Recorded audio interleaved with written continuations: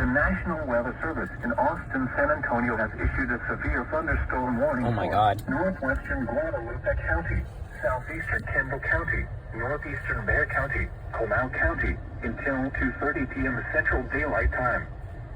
At 1:38 p.m. Central Daylight Time, a severe thunderstorm was located over Guadalupe River State Park, or 15 miles south of Blanco, moving southeast at 30 miles per hour. Hazard, 60 miles per hour wind gusts and quarter-size hail. Source, radar indicated. Impact, hail damage to vehicles is expected. Expect wind damage to roofs, siding, and trees.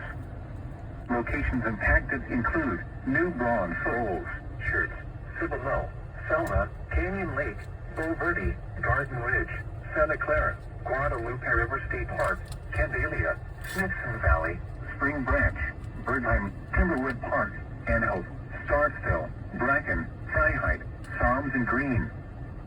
For your protection, move to an interior room on the lowest floor of a building.